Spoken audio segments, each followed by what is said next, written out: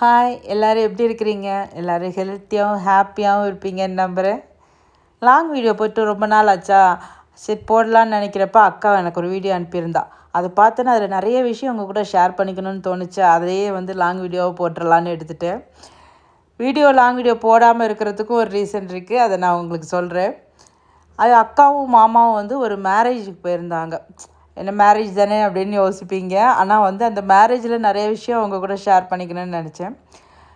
எங்கேன்னு பார்த்தீங்கன்னா புதுக்கோட்டை பக்கத்தில் தான் அரிமளம்ங்கிற ஒரு இடத்துல மேரேஜ் நடந்துச்சு. போகிற வழியில் பார்த்திங்கன்னா ஜல்லிக்கட்டுலாம் நடந்துகிட்டு இருந்துருக்குது. அந்த சமயத்தில் பொங்கல் சமயம் ஜல்லிக்கட்டு நானும் தம்பும் டிவியில் பார்த்தோம். ரொம்ப என்ஜாய் பண்ணி பார்த்துட்டு இருந்தோம் ஜல்லிக்கட்டு. எனக்கே முன்னாடியெல்லாம் ரொம்ப இன்ட்ரெஸ்ட் கிடையாது. இப்போ அது கொஞ்சம் பார்க்குறது இன்ட்ரெஸ்டிங்காக இருக்குது.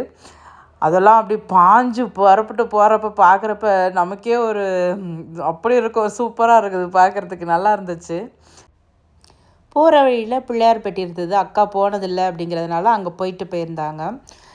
இந்த மேரேஜில் ஃபஸ்ட்டு ஸ்பெஷல் என்னன்னு பார்த்தீங்கன்னா, மாமாவோட ஃப்ரெண்டோட பையனுக்கு மேரேஜ். அதில் என்ன ஸ்பெஷல்னால், மாமாவோட ஃப்ரெண்ட்ஸ் 40 இயர்ஸ்க்கு முன்னாடி ஒன்றா படித்தவங்க அவங்க எல்லாருமே. இப்போ 40 இயர்ஸ் கழித்து இப்போ ஒரு 10 ஃப்ரெண்ட்ஸ் சேர்ந்து ஒன்றா சந்திச்சுக்க போகிறாங்க. அது அவங்க மட்டும் இல்லாமல் ஃபேமிலி மெம்பர்ஸோடயே சேர்ந்து வராங்க எல்லாருமே. அதனால் ஃபேமிலியாக மீட் பண்ணிக்க போகிறாங்க. அக்கா சொல்லியிருந்தா அங்கே போன பிறகு அவங்களெல்லாம் ஃபஸ்ட் டைம் பார்க்குற மாரியே இல்லை, எல்லோரும் நல்லா பழகுனாங்க, எனக்கு ரொம்ப நல்லா இருந்துச்சு எனக்கு எக்ஸ்பீரியன்ஸ் அப்படின்னு சொல்லிகிட்டு இருந்தா. அங்கே மண்டபத்தில் பார்த்திங்கன்னா அரேஞ்ச் பண்ணியிருந்தது வளையல் ஃபுல்லாக வச்சு அரேஞ்ச் பண்ணியிருந்தாங்க. அந்த வளையலில் நம்ம எது வேணாலும் நம்ம போட்டுக்கலாம், எவ்வளோ வேணாலும் போட்டுக்கலாம், நமக்கு எது வேணும்னாலும் எடுத்துக்கலாம், அந்த மாதிரி வச்சுருந்தாங்க. அவங்க சொன்னாங்களாம், போட்டுக்கோங்க எவ்வளோ வேணால் போட்டுக்கோங்க அப்படின்னு. ரொம்ப அழகாக கலர்ஃபுல்லாக இருந்துச்சு வளையல் எல்லாமே. அங்கே வளையல் மட்டும் இல்லாமல் மெஹந்தியும் வச்சுருந்தாங்க. இது மேரேஜுக்கு நாள். அங்கே மெஹந்தியும் போட்டுக்கலாம், அதனால் அங்கேயே எல்லோரும் அரேஞ்ச் பண்ணி, அப்புறம் அவங்களோட சீர்வரிசை எல்லாமே அவங்க பழக்கம் ஃபுல்லாக எல்லாத்தையும் அரேஞ்ச் பண்ணி வச்சுருவாங்க. சீர் பார்த்திங்கன்னா பொண்ணுக்கு மாப்பிள்ளை வீட்டிலேருந்து மாப்பிள்ளையோட அம்மா, அவங்களோட அம்மா அப்படின்லாம் வேறு சீர் எடுத்துக்கிட்டு வருவாங்களாம். அவங்க ஊர்லேருந்து எடுத்துகிட்டு சீர் வைப்பாங்களாம் பொண்ணுக்கு.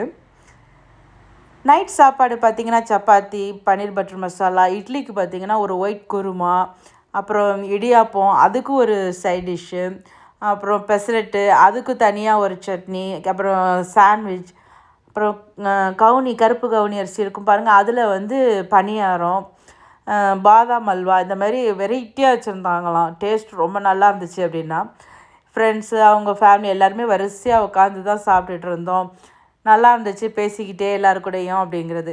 யோசிச்சு பாருங்களேன், நம்ம லேடிஸ் யாருக்கும் ரொம்ப ஃப்ரெண்ட்ஸ் ரொம்ப வருஷம்லாம் நான் கொஞ்சம் யோசித்து பார்த்தேன்னா, நம்ம லேடிஸ் எங்கெங்கே இருக்கிறோமோ அந்தந்த இடத்துல பக்கத்தில் ஃப்ரெண்ட்ஸ் அப்படின்னு பழகிக்கிறோமே தவிர, அதை நீடித்து அப்படியே தொடர்ந்து போகிறதெல்லாம் கிடையாது. வேணால் ஃபோனில் பேசிக்கலாம், என்றைக்காவது ஒரு நாள் அப்படியே ஃபோனில் பேசிக்கலாம், அந்த மாதிரி தான் இருக்குது நம்மளோட ஃப்ரெண்ட்ஸ். இது மறுநாள் காலையில் கல்யாணத்து அன்னைக்கு பொண்ணு வீட்டுக்கு போய்கிட்டுருக்குறாங்க. பொண்ணு வீட்டில் தான் கல்யாணம். சாப்பாடு மண்டபத்தில் அரேஞ்ச் பண்ணியிருந்தாங்க. காலைல சாப்பாடு பார்த்திங்கன்னா இட்லி, பொங்கல், சட்னி, சாம்பார், அந்த மாதிரி குருமா மாரி ஒன்று வச்சுருக்குறாங்க. அப்புறம் ஆப்பம், பால், தேங்காய் பாலோடு கொடுத்துருக்குறாங்க. இந்த வெள்ளை பணியாரம், அப்புறம் அந்த தாங்கர்னு ஒரு சைட் டிஷ்ஷு, அப்புறம் ரெட் கலரில் ஒரு பூரி, அது பீட்ரூட் பூரியானு எனக்கு சரியாக தெரில, இல்லை கருப்பு கவுனி அரிசியானும் தெரில. அந்த வெள்ளை பணியாரம் தாங்கரும் எப்படி ட்ரெடிஷ்னலாக அவங்க செய்கிறாங்க அப்படிங்கிறத கேட்டுட்டு அக்கா எனக்கு ரெசிபி சொன்னான். அது செய்கிறப்ப நான் உங்களுக்கு வீடியோ எடுத்து நெக்ஸ்ட் வீடியோவில் உங்களுக்கு போடுறேன். இப்போ மாப்பிள்ளை வந்துட்டார். அவர் ஆரத்தி எடுக்கிறதுக்கு போயிட்டுருக்குறாங்க.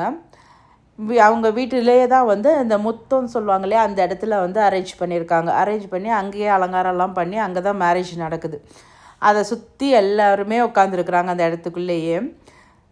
இந்த கல்யாணத்தை பார்க்குறப்ப ஒரு மூவி எனக்கு ஞாபகத்துக்கு வந்துச்சு.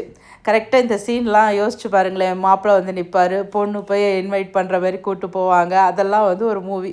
அந்த மூவி என்னன்னு கரெக்டாக எனக்கு கமெண்ட்ஸில் சொல்லுங்கள் பார்க்கலாம், எத்தனை பேர் கண்டுபிடிச்சிங்கன்னு.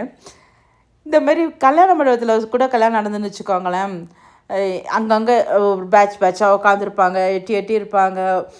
ஒருத்தருக்கு ஒருத்தர் பேசிக்கிறதே கொஞ்சம் கம்மியாக இருக்கும். இந்த மாதிரி வீட்டுக்குள்ளே அப்படின்னு வைக்கிறப்ப எல்லாம் நெருக்கமாக உட்காந்துருக்கிறப்ப அந்த மேரேஜ் தவிர வேறு எதையும் கவனிக்க மாட்டாங்க. இன்னொன்று பக்கத்தில் எல்லார்ட்டையும் பேசி சிரித்து அந்த மாதிரி தான் இருப்பாங்களே தவிர வேறு எந்த ஒரு டைவர்ஷனும் இருக்காது. அது பார்க்குறதுக்கு நல்லாவே தான் இருந்துச்சு.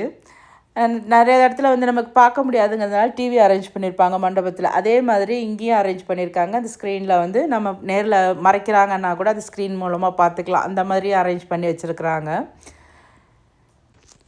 இந்த முத்தத்தில் கல்யாணங்கிறதெல்லாம் வந்து எங்கள் அம்மா காலத்துக்கு முன்னாடி நடந்துகிட்டு இருந்தது அப்படி தான் எனக்கு தெரியுமே தவிர, இப்போயும் இதே மாதிரி நடக்குது அப்படிங்கிறதெல்லாம் வந்து இந்த மேரேஜை பார்க்குறப்ப தான் தெரியுது. அந்த முத்தத்தில் வந்து இன்னமும் வந்து அந்த ட்ரெடிஷ்னலாக பண்ணுறாங்க அப்படிங்கிறது. அந்த மூவி நான் சொன்னேன் பாருங்கள், அது ஞாபகம் வந்துச்சுன்னா அதில் ஒரு தாலி ஒன்று போடுவாங்க பாருங்கள், பெருசு பெருசாக இருக்கும். அப்போ வந்து நான் யோசித்தேன், இவ்வளோ பெரிய தாலி வந்து எப்படி டெய்லி போட்டுட்ருப்பாங்க, இவ்வளோ பெருசு தான் இருக்குமா அப்படின்லாம் யோசிச்சுட்டு இருந்தேன். அக்காவுக்கும் அந்த டவுட் இருந்துருக்குது.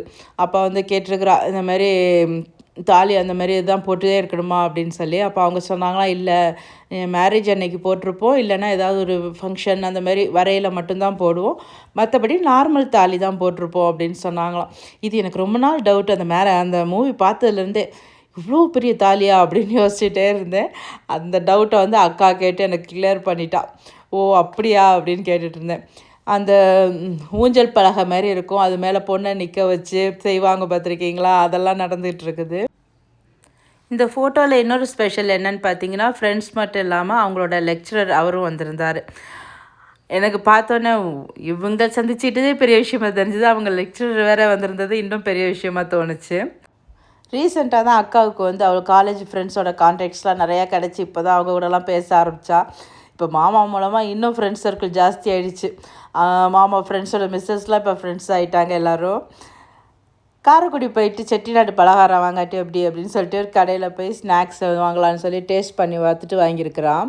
அதிரசம், முறுக்கு, அப்புறம் உப்பு சீடை, சீப்பு சீடைன்னு சொல்லுவாங்களா, அது எல்லாமே வாங்கிட்டு வந்துருக்குறான். நல்லா இருந்துச்சு அப்படின்னு சொல்லிகிட்டு இருந்தா. ரிட்டன் வரையில் பார்த்திங்கன்னா குன்றக்குடி கோயிலுக்கு போயிருந்தாங்க. அங்கே தேர் இழுத்துருந்தாங்க. அதனால் வரிசை தேர்லாம் நின்றுட்டு இருந்திருக்குது. தைப்பூசம் அதாவது மறுநாள் வந்து தைப்பூசத்துக்கு முதல் நாள் எடுத்த வீடியோ இது. அதனால் பார்த்திங்கன்னா வரிசையாக தேர் இழுக்கிறதுக்கு அங்கே வரிசையாக நிறுத்தி இருந்துருக்குறாங்க. நிறைய பேர் வந்து கால்நடையாக கூட வந்திருந்தாங்களாம். அங்கே படி வந்து கொஞ்சம் சரிவாக இருக்கனால ஏறுறது தான் ரொம்ப கஷ்டமாக இருந்துச்சு அப்படின்னாக்கா, ஏறதான் ரொம்ப கஷ்டப்பட்டு ஏறினேன், ஆனால் ரொம்ப நல்லா இருந்துச்சு அப்படின்னு சொல்லிக்கிட்டு இருந்தா. இந்த வீடியோவில் ஸ்டார்டிங்லேயே சொன்னேன் ஏன் லாங் வீடியோ ரொம்ப போடாமல் இருக்கிறேன் அப்படிங்கிறது. ரீசன் பார்த்திங்கன்னா ஒன்றும் இல்லை, தம்புக்கு எக்ஸாம் வருதான், அவன் டென்ஷன் ஆகிறானோ இல்லையோ, எனக்கு பயங்கர டென்ஷனாக இருக்குது. கனவுல கூட நான் தான் போய் எக்ஸாம் எழுதுகிற மாதிரி கனவு வருது.